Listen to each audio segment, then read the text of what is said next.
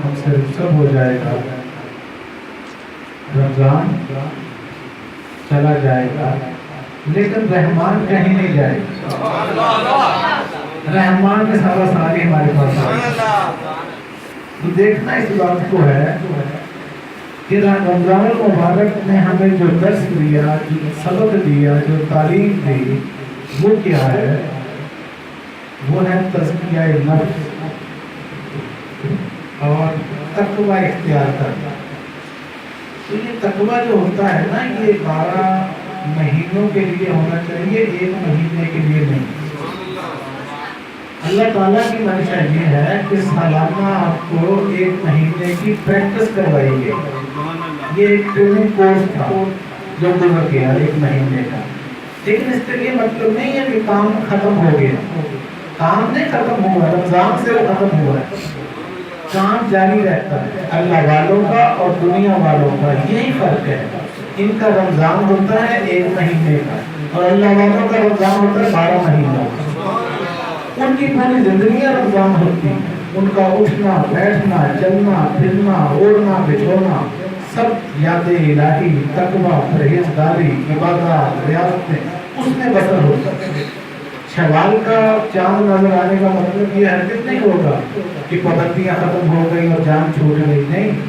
وہ جو پریکٹس آپ کو کروائی گئی ہے، ٹریننگ دی گئی ہے 30 دنوں کی، اب اس کو اپلائی کرنا ہے باقی 11 مہینوں کے۔ رمضان شریف میں اگر چغلی حرام ہے تو باقی 11 مہینوں میں بھی حرام ہے۔ رمضان شریف میں اگر غصہ حرام ہے تو باقیوں میں بھی حرام ہے۔ اس میں لڑائی جھگڑا حرام ہے، باقیوں میں بھی حرام ہے۔ اس میں ملاوٹ حرام ہے، باقیوں میں بھی حرام ہے۔ لیکن غلط فہمی سے کنسپٹ یہ بن گیا کیونکہ کوئی سمجھانے والا نہیں، بتانے والا نہیں، دیکھا دیکھی یہ بھیڑ چال کا ماجرا ہے۔ اس بات کو سمجھنا ہے یہ اللہ والوں کی خانقاہ ہے، یہاں سے آپ کو حقیقت سے آشنا کروانا ضروری ہے، ڈیوٹی ہے کہ اس بات کو سمجھنا ہے کہ اللہ چاہتا کیا ہے۔ اللہ تعالیٰ کی ہم سے جو مقصدیت ہے، جو اللہ ہم سے مطلوب ہے، وہ کیا چاہتا ہے کہ انسان اس طرح زندگی گزارے، زندگی آمد برائے بندگی، زندگی آمد برائے بندگی، اور زندگی بے بندگی شرمندگی۔ تو شرمندگی سے ہمیں بچنا ہے، مرنے سے پہلے پہلے اس بات سے آگاہ ہونا ہے کہ ہم نے کل اللہ کی بارگاہ میں حاضر ہونا ہے۔ تو اللہ کے سامنے جب ہم کھڑے ہوں تو کم از کم ہم پشیمان نہ ہوں، پریشان نہ ہوں، ہمارا ضمیر مطمئن ہو۔ 5 نمازیں فرض رمضان المبارک میں، باقی 11 مہینوں میں بھی فرض۔ لیکن یہ کیا مسئلہ ہے کہ جیسے ہی رمضان شریف آتا ہے ہمارا ذہن اصل میں کاروباری، ہمیں جمع تفریق کرنے کی آتی، مفاد پرست لوگ ہیں، ہر بات کے اندر اپنا مفاد تلاش کرتے ہیں۔ رمضان میں اجر بڑھ جاتا ہے نیکیوں کا تو ہم فوراً رمضان کو ترجیح دیتے ہیں کہ رمضان میں جتنے بھی کمائی ہوتی ہے کر لو، اچھی بات ہے، کرنی چاہیے۔ لیکن باقی 11 مہینوں کے اندر فجر، ظہر، عصر، مغرب، عشاء، تہجد، اشراق، چاٹ یہ آتی ہیں، تو پھر اس کو ہم اگنور کیوں کریں؟ اس میں ہم غافل کیوں ہو جاتے ہیں؟ بس یہ سوالیہ نشان ہے۔ یہ اپنے آپ سے آپ نے پوچھنا ہے کہ ماہ رمضان المبارک میں مسلمان نہیں بننا، مسلمان بننا ہے تو پوری زندگی کے لیے بنے، درنگی چھوڑ کر یک رنگ ہو جائے، سراسر موم ہو یا سنگ ہو جائے، یا ادھر کا ہو یا ادھر کا ہو، آدھا تیتر آدھا بطیر، یہ رویہ اللہ کو پسند نہیں۔ کم کھانا، کم سونا، کم بولنا، یہ اللہ والوں کا طریقہ رہا ہے 1400 سالوں سے۔ نبی پاک صلی اللہ علیہ وسلم کی زندگی مبارکہ دیکھیں، آپ کی زندگی میں سادگی تھی۔ جس نبی کے ہم امتی ہیں، کلمہ گو ہیں، نام لیوا ہیں، ان کی زندگی میں سادگی تھی، اور کہتے ہیں کہ ان کے پیٹ پر پتھر تلے رہتے تھے، ان کے گھر میں کئی دن چولہا نہیں جلتا تھا۔ اچھا ان باتوں سے ہمیں کیا فائدہ؟ ان کے گھر میں نہیں نہ جلتا تھا، ہمارے گھروں میں تو جلتا ہے۔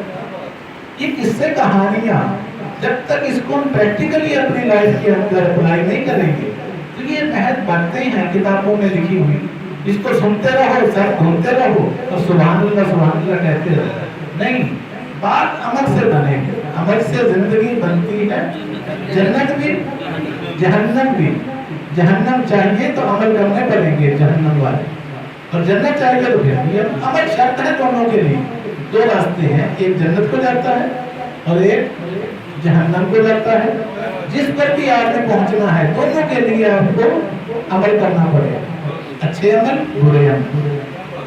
تو رمضان شریف جا رہا ہے، اس میں ہم نے دیکھنا ہے، سوچنا ہے، غور و فکر کرنا ہے کہ بھئی یہ روزے بھی گزر گئے، تراویحیں بھی گزر گئیں، سحریاں بھی، افطاریاں بھی، جمعہ الوداع بھی گزر گیا، صلاۃ التسبیح بھی پڑھ لی، شبینے بھی پڑھ لیے، قرآن بھی سن لیا، چیک اینڈ بیلنس کرنا ہے۔ جیسے کاروباری لوگ دکان بند کرتے ہیں تو شام کو حساب کتاب کرتے ہیں نا بیٹھ کے، نفع نقصان، پروفٹ اینڈ لاس، اسی طرح آپ کے جب یہ دکان ہستی جو ہے، یہ ملک وجود 5-6 فٹ کا ڈبہ حضرت انسان، اس کی بھی دکان کے دو شٹر ہیں، یہ شام کو رات کو بند ہو جاتے ہیں۔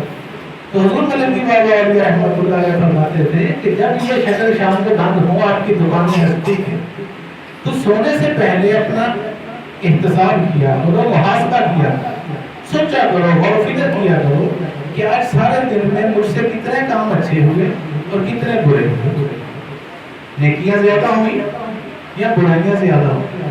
اگر نیکیاں زیادہ ہوئی تو اللہ تعالیٰ کا شکر ادا کرو، اور اگر کوئی برائی زیادہ ہوئی، کسی کا دل دکھایا ہے تو آپ کو توبہ کر کے سونا چاہیے کہ کیا خبر صبح اٹھنا نصیب بھی ہو کہ نہ ہو۔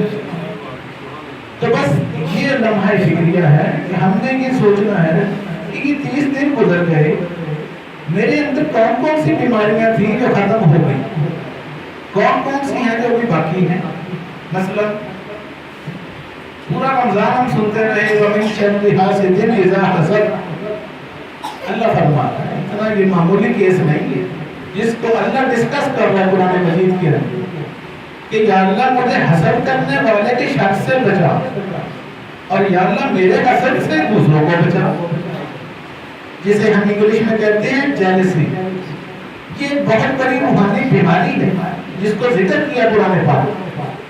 تو چیک کرنا ہے اپنے آپ کو کہ 30 دن گزر گئے رمضان شریف، میرے اوپر کوئی اثر کرتے بھی گیا کہ نہیں؟ میرے اندر تو حسد کی آگ جگتی رہتی تھی، میں کسی کو برداشت نہیں کرتا ہوں۔ کتنے % فرق پڑا؟ تو پڑا بھی ہے یا نہیں پڑا، یا ابھی مزید مجھے اور روزے رکھنے پڑیں گے اور نفل نمازیں پڑھنی پڑیں گی؟ میرے اندر غصہ بہت تھا، اس کو سوچیں، تنہائیوں میں بیٹھ کے غور و فکر کریں اپنی اپنی ذات پر۔ غصہ اسلام میں حرام ہے، حرام ہے کہ حلال ہے؟ رمضان میں کہ باقی 11 مہینوں میں، پورے سال میں؟ جب پورے سال میں حرام ہے تو پھر رمضان میں ہم کیوں بچتے ہیں غصے سے؟ پورے سال ہی مسلمان بننا۔ اسی طرح چغلی کرنے والا، حدیث رسول صلی اللہ علیہ وسلم ہے، چغلی غیبت کرنے والا ایسے ہے جیسے اپنا مردہ بھائی کا گوشت کھا۔ تو مردار کا گوشت حرام ہوتا ہے کہ حرام؟ یہ ہم کھاتے ہیں کہ نہیں کھاتے؟ عادتیں پڑی ہوئی ہیں، وجہ اس کی یہ ہے ہمارا قصور نہیں۔ ہم جس معاشرے میں پیدا ہوئے، جہاں پروان چڑھے، پرورش ہوئی، پلے بڑھے، ایک طرح جیسا ماحول تھا ویسے ہی بن گئے۔ ہمارے اس معاشرے میں چغلیاں تھیں، غیبتیں تھیں، غصہ تھا، لڑائیاں جھگڑے تھے، فساد تھے، وہی ہمارے اندر کنورٹ ہو گئے۔ تو اگر کوئی ایسا معاشرہ، ایسی سوسائٹی، ایسی صحبت ملتی اللہ والا کی، ہماری تربیت تو ملائکہ نے تو کی نہیں، ہم جیسے معاشروں میں رہے ویسے ہی بن گئے، اللہ والا کی صحبت میں رہتے ہیں، ولی اللہ بن جائے۔ سبحان اللہ، نعرہ تکبیر، نعرہ رسالت، نعرہ حیدری، نعرہ غوثیہ، شیخ الادب بے نیاز حیات قلندر، حضور ملنگی بابا اولیاء، صاحبزادہ اظہار الحق مسعود شاہ۔ شرابیوں کے پاس انسان بیٹھتا ہے تو شرابی بن جاتا ہے، چوروں سے دوستیاں ہوتی ہیں، چور بن جاتے ہیں، جیب کتروں سے دوستی ہوئی، جیب کتروں، جیسی صحبت جیسا اثر۔ اسی طرح ہم اپنے اندر غور و فکر کریں کہ میرے اندر 360 قوت ہیں، جیسے علامہ اقبال نے کہا نا اگر جو بت ہے جماعت کی آستینوں میں مجھے ہے حکم ازا لا الہ الا اللہ خودی کا سمجھ نہاں لا الہ الا اللہ خودی کا تین فساں لا الہ الا اللہ. یہ دور اپنے براہیم کی تلاش میں ہے. کس کی تلاش میں ہے؟ یہ دور کس کی تلاش میں ہے؟ ابراہیم. اچھا نبوت کا سلسلہ تو ختم ہو گیا, باب نبوت بند ہو گیا. حضور نے فرمایا انا خاتم النبی لا نبی بعدی, میں آخری نبی ہوں, میرے بعد کوئی نبی دنیا میں نہیں آئے. باب نبوت کا بند ہوئے کتنا عرصہ ہو گیا؟ 1440 سال. 1400 سال سے کہ نبوت کا سلسلہ بند ہے, نبی کوئی نہیں ہے. اب کیا آنا ہے؟ نبیوں کے وارث ولیوں نے ہی آ کے یہ کام کرنا. کیا مطلب کہ باب ولایت کھل گئی ہے. فرمایا انا مدینہ العلم وعلی بابوہا, میں علم کا شہر ہوں, علی اس کا دروازہ ہے. من کنت مولا فہذا علی المولا, جس کا میں نبی مولا اس کا علی ولی مولا. جو ولی کو نہیں مانتا وہ نبی کو نہیں مانتا. جو نبی کا منکر وہ خدا کا منکر. تو نبوت کے بعد ولایت شروع ہو. اب سوال یہ ہے کہ یہ دور اپنے ابراہیم کی تلاش میں ہے, جب نبی آنا ہی کوئی نہیں تو پھر ابراہیم کون سا ہے جس کی تلاش میں ہے؟ سوال یہ پیدا ہوتا ہے کہ وہ ابراہیم سے مراد ولی کامل, سبحان اللہ, ولی اللہ ہے, رہبر ہیں, عبدی ہیں, پیشوا ہیں, رشد و ہدایت دینے والے. تو یہ جو امت محمدیہ ہے اس کے اندر کیا ہے؟ وہ 360 فٹ رسول اللہ نے خانہ کعبہ سے نکلوائے تھے, جو روایت تھے, تو وہ 360 فٹ ہمارے اندر آج بھی موجود ہے. ان کو نکالنا ہے آہستہ آہستہ, ایک ایک فٹ نکالتے جائیں, ایک سال میں ختم ہو جائیں گے. اور وہ کون سے فٹ ہیں؟ حسد, بغض, کینہ, منافقت, غرور, تکبر, چغلی, غیبت, تیری میری, فساد, ذات, پات, قوم, قبیلے, برادریاں, یہ سارے آپ گنتے جائیں گے 300-400 فٹ بن جائیں گے. ایک فٹ ہمارے اندر ہیں اور ان کو توڑنا ہے. الحمد سے لے کر والناس تک قرآن مجید ہم نے سنا, وہ ہمیں کیا بتا کے گیا, کیا سمجھا کے گیا؟ یہی بتایا ہے کہ نفسانیت سے نکلو اور روحانیت کی طرف آؤ. اپنے اندر سے بتوں کو باہر نکالو, توڑو, تاکہ تم درجہ مسلمانی سے درجہ مومن پہ پہنچ جاؤ. بہشت بھی ہے, حور جبرائیل بھی ہے, تیری نگاہ میں ابھی شوخی نظارہ نہیں. ٹھیک ہے نا, کسی کو شک تو نہیں ہے کہ تنزل الملائکۃ والروح فیہا, کہ اترتے ہیں فرشتے ملائکہ جبرائیل علیہ السلام اس رات میں لیلۃ القدر جو آج کی ہے. کوئی شک تو نہیں, کوئی شبہ تو نہیں, انکار کر ہی نہیں سکتے ورنہ اسلام سے خارج ہو جائیں. ٹھیک ہے, پھر نظر کیوں نہیں آ رہے ہیں؟ ثابت ہوا تیری نگاہ میں بھی شوقی نظر, وہ کیپیسٹی نہیں ہے ہماری آنکھوں میں دیکھنے کی, لیکن دیکھنے والے دیکھتے ہیں, مشاہدہ کرنے والے کرتے ہیں. اور یہ اللہ فرماتے ہیں جس کو درشن ات ہے اس کو درشن ہو, جس کو درشن ات نہیں اس کو درشن ات نہیں. جس نے یہاں خدا کو نہ دیکھا وہ قیامت والے دن کیسے پہچان لے گا کہ یہ اللہ نہیں ہے؟ اچھا یہ باتیں ہیں عارفین کی, کاملین کی, آگے کی باتیں ہیں. میں یہاں اس لیے کر رہا ہوں کہ یہ اولیاء اللہ کی مسجد ہے. اگر یہاں یہ باتیں نہیں کرنی تو پھر کہاں کرتی ہیں؟ یہاں اگر ان 100 بندوں میں سے کسی ایک کو بھی بات سمجھ آ گئی تو بات کرنے کا مقصد پورا ہو جائے. عقل مندہ والا اشارہ کافی ہے, پیغام ہی دینا ہے, بات ہی بتانی ہے. شاید کچھ چالے بڑے ہفتے بعد ایسے ہی چلے ہیں, تو جو چلے ہیں کوئی داتا گنج و شریح ہے, سبحان اللہ, ان کو ہم آپ بچہ نہیں کہتے, ہم بندہ نہیں کہتے. اللہ والوں کے ساتھ جڑ گئے تو ان کو ہم مدد نہیں دولے خدا کے اچھے. سبحان اللہ. بابا خلیفہ جب مل کے شکر خواجہ کچھ کو دیتا ہوا خواجہ نظام الدین والی محبوب الہی, اس کو مدد کی بابا ہوئی ہے. خواجہ معین الدین چشتی اجمیری, جنید بغدادی, بائی یزید بستامی, دانش شہباز قلندر, گوری, اتنے نام بے شمار بہاؤ کے ذکریہ مجدد الفسانی. یہ ساری ہستیاں جو ہیں یہ آپ جیسے انسان تھے, 2 ہاتھ 2 پاؤں 2 کان 2 ہاتھ پاؤں 1 دماغ, وہی آپ کے پاس. فرق کیا ہے؟ فرق صرف ہے سوچ کا. انہوں نے اپنی سوچ کو بدلا, کسی مرشد کی رہبری میں سفر طے کیا وہ اللہ تک پہنچ گیا. ہم نے چاہا ہی نہیں اس لیے ہم نہیں پہنچے. ہم نے یہی چاہا کہ بس پہلی سیڑھی تک رہنا ہے. انہوں نے کہا نہیں ایم اے تک جانا ہے.